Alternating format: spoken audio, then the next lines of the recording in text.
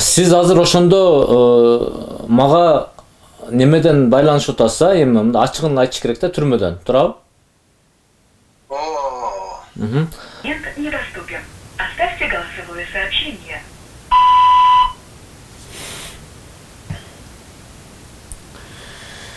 Нөл 559 10 91 75 МВДнын официальный пресс-службасы Ашырбаев Жеңиш Байкенин номери байланышып интервью алсаңыз болот деп роудунун дежурный берген бул номерди. Азыр чалсам недоступен.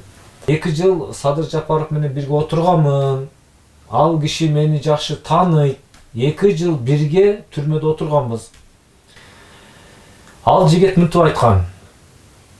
Мен өмүрүмдү тобокел кылып, бул түрмөнүн ичинде байланышканга, видео жибергенге, видеобуз менен сүйлөшкөнгө, интернетке кайрылуу жасап чыкканга болбойт. Видео чыккандан кийин шумон болот. Түрмөнүн ичинде да түрмө бар. Ошол жака камашы мүмкүн. Урушу мүмкүн.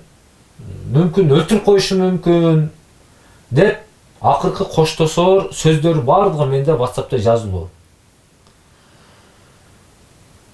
Кайдыгер карабаңыз, эгер менде связь жок болуп кетсе, телефондорум өчүк болсо, же тирүү калам, же өлүгүм чыгат. Аягына чейин Садыр Нуркожоевичке, Жапаровго жеткизип бериңиз деп аманат. Бир мусулмандын аманаты бул 18 000 аламдын байлыгынан кымбат да мен үчүн, башкалар үчүн билбейм. Бир адамды кулчулуктан куткаруунун соогу кандай? Ошондой эле бул азыр түрмөдө азапталып жаткан бир тууган мусулманым куру доомат менен жатат экен. Ушул жигитке Алла үчүн кызмат кылып коеюн деп бүгүн Ошко бардым, милицияга кирдим, МВДнын пресс-службасынын номерин бергиле деп. Мынантип өчүк телефонду берип атат мынакей. Бирөөнүн ал кордолуп атабы, өлүп атабы, куру доомат камалып атабы? Мынакей, көрдүңүздөрбү? Башка бир номерди бергенби, кыскасы чалсам өчүк. Азыр мен 102ге байланышып көрөйүн.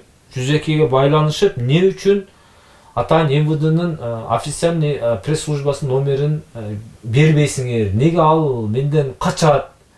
Чындык болсо, акыйкат болсо чыгып, азыр Нурбектин абалы кандай?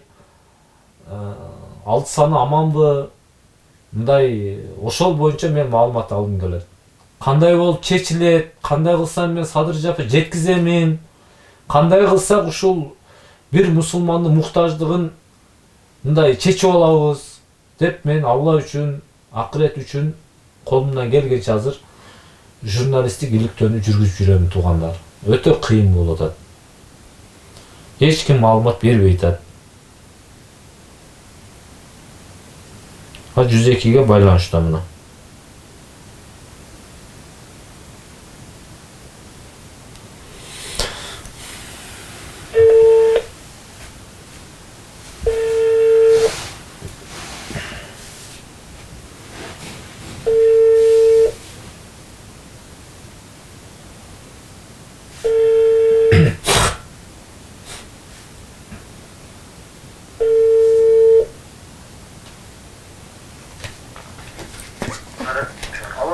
Алло, ассаламу алейкум, рахматуллахи ва баракатуху. 102ге байланыштым, туура эле түштүмбү? Мен бүгүн Оштогу жанагы мэриянын жанында Изюм деген бир ресторан жанында роудуңар бар го? Областной. Ошол жака барып жанагы Жеңиш Ашырбаев деген МВДнын пресс-службасы бар го, катчысы. Ошол кишинин номерин алгам дежурныйданчы. Алсам мени жана жаш баланы алдагансып өчүк телефон номер берип коюптур. 559 менен 1091 75. Чалсам өчүк.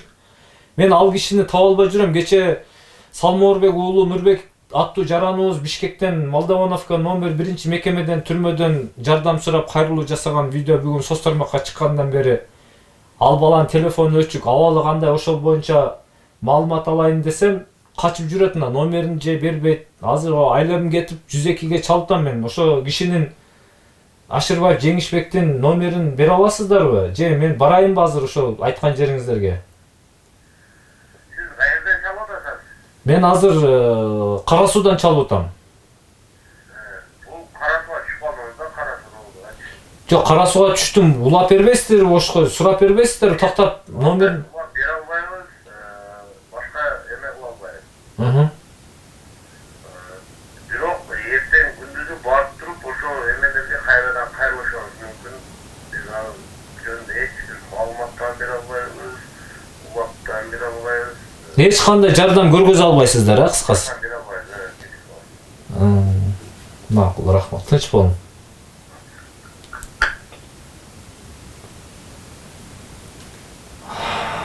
Жүз экиге байланыштым, эч кандай жардам бере албайбыз, эч кандай маалымат бере албайбыз. Кыскасы, билгениң кыл дегенде кылып койду. Ошко барсам, иштебеген өчүк номерди берип атат.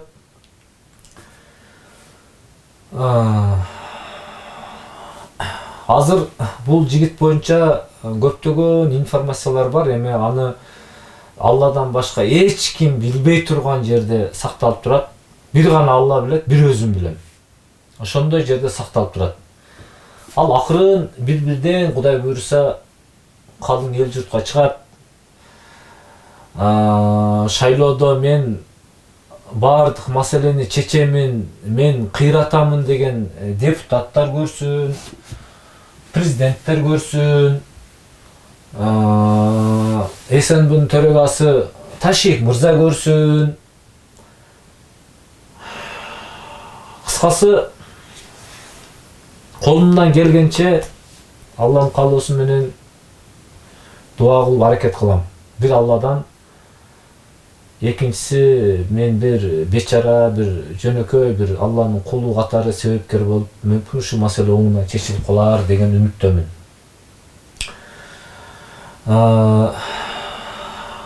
Анан мен мындай кыскача айтып коеюн, урматтуу менин сүйүктүү мекендештерим, кыргыз элим, кыргызстандык жалпы момун-мусулман бир туугандарым. Баарыңыздарды Алла үчүн жакшы көрөм. Менин WhatsApp номерим +996 702 69 64 87. Түрмөнүн ичинде отурган, бейгүнөө отурган ушул мискиндер, жетимдер, бей бечара колунда жок ушундай бир мындай результатка погонго иштеп бир подстава менен, куру доомат менен камалып отурган жигиттер баарыңар бир жакадан баш, бир жеңден кол чыгарып, Аллага таянып, Аллага тоокел кылсаңар сөзсүз кутуласыңар. Ошондой бир күч биримдикте ичиңерде ошо түрмөнүн ичинде байланышка чыгып, бирден видео кайрылуу жасап, маселеңерди айта бергиле. Мен тиешелүү мамлекет кызматкерлерден талап кылып, мыйзамдын чегинде маселени чечтирип, бирден түрмөдөн чыгарып кеткенге себепкер болоюн. Жардам берейин баарыңыздарга. Андан башка дагы Кыргызстан боюнча кандай көйгөйлүү маселе болсо, мен кызмат кылууга даярмын. Бул азырына бул материалдын бир экинчи бөлүгү жана Нурбек жигиттин окуясы боюнча колумдан келгенче ушу журналистик иликтөөнү жүргүзүп, президентке жеткизип, ушу маселени чечтирип, ушу Нурбек күнөөсүз болсо, бардык маселени мындай бейгүнөө жатканмын деп президентибиздин өзүнө да айткан экен Садыр Жапаров. Ошо мыйзам чегинде акталып чыгып кете турган болсо, иншалла анан башкалары боюнча да иштей беребиз, Кудай кааласа.